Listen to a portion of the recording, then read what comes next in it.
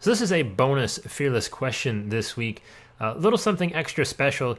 Just had a lot of different thoughts going in my mind, and this was primarily kind of inspired by a conversation I had the other day with my new friend Ginny Dietrich, a former guest of the show, who was in town here in Cleveland, Ohio, and I met up with while she was attending Content Marketing World. She was presenting at the event, and we had a great conversation about a ton of different things, but there was really something that I kind of wanted to just get after. And there's really no other way to say it, but I want to fearlessly question influencers' imagination. And this is something that I talked with Ginny about, and she kind of agreed to some extent. I don't want to put words into her mouth, but the idea behind that is it seems that regardless of where you come from, how you get to where you're at, you will at some point in time build walls up around your platform, around your community that kind of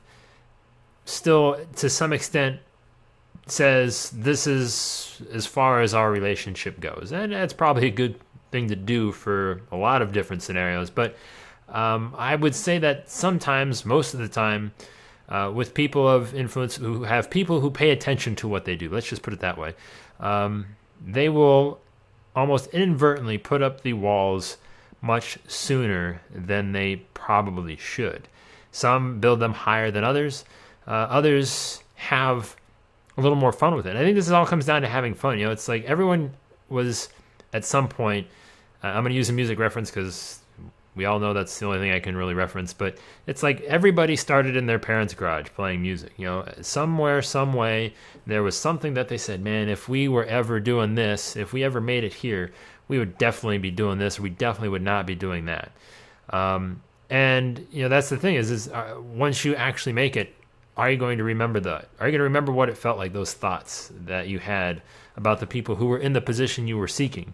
I guess the only other kind of more down-to-earth kind of realization that I can make is you know, we all start out saying that we're not going to be like our parents. We're not going to be like our parents. And then we have kids, and then we turn into our parents. And partially because we find out that they were right about a lot of things, and you don't truly fully appreciate your parents until you have kids. But more or less because, you know, we don't really continue to, you know, rethink what it means, you know, for these things that were just kind of ingrained to it, you know, the things that we grew up with. And that I think is kind of what I'm just questioning today is, you know, it seems like you go by the, you know, you follow your paint by number steps once you get into that kind of slipstream of influence. And once you're kind of on your way up, you just kind of go from, you know, 1 to 2 to 3 to 4, and that's kind of your formula. You go to these conferences and you do your thing, you speak, and you go home, and you come home, you do your podcast, you write your blog, you do your videos, and you tweet back and forth with a few people, exchange a few comments, maybe an email or two, go on some people's shows, and that's about it. And that is what passes for being, you know, interactive with your community, interactive with the people that are ultimately building your business, or, you know, building your community that creates your business. And I'm going to challenge everybody just to maybe take things a little further, to push your imagination a little bit. And what I mean by that is again, what would you do just for fun?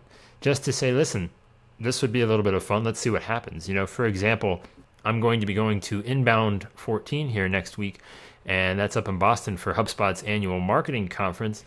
And, you know, I've been to a few of these things now, and I kind of see the Groundhog Day effect that the people who attend these events kind of get. And it's just the same thing time after time. They go, they give their presentations, and depending upon how big the conference is, they go retreat back to whatever area is reserved for the speakers. You might see them out and about occasionally, but most of the time, if you don't catch them at their talk, you're going to have a hard time, you know, picking them out of the crowd again.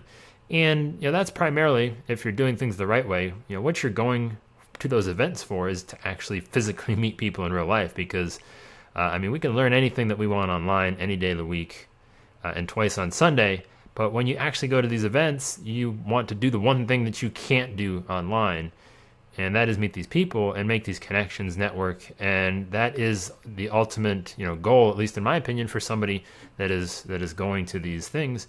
And when again, those walls are slowly built up. It's just that's what's expected. That's what you do. I would say, why not? Why doesn't somebody just say, and again, we're talking marketing and social media and all this fun stuff. So these are people that should be thinking in this direction anyways. They're going to be there for a majority of the conference anyways.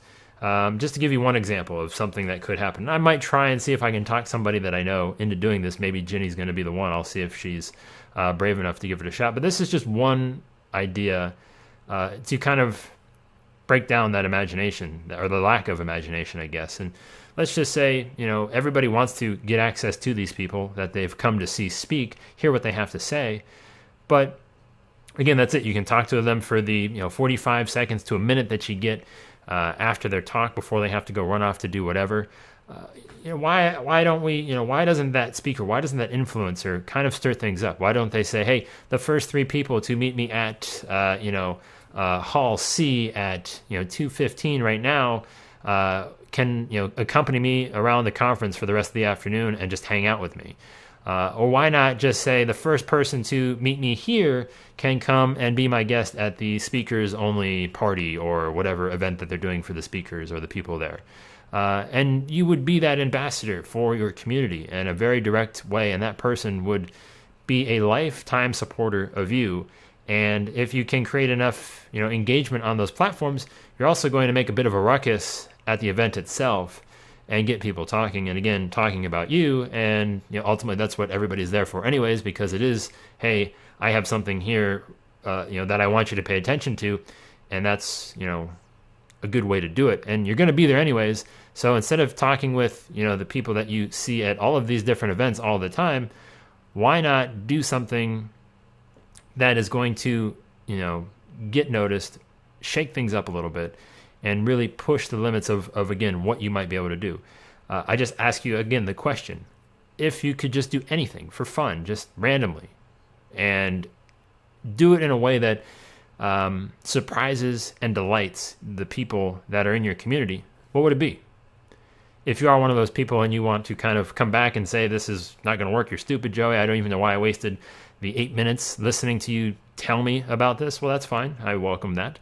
And it might be a huge waste of time, but I would say to that is that, well, you're going to be at these events anyways. You're going to be doing these things anyways, and you're just going to be going through the motions like you normally would. You might as well try and maximize that time. That time being, the downtime in between the talks that you're giving or whatever else have you.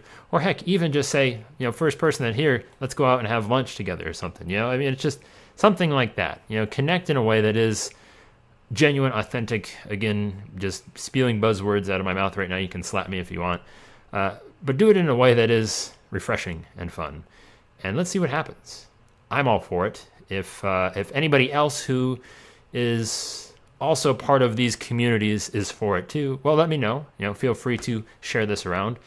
Feel free to subscribe to this little show in iTunes, Stitcher, and YouTube, wherever else have you. All the links will be included here.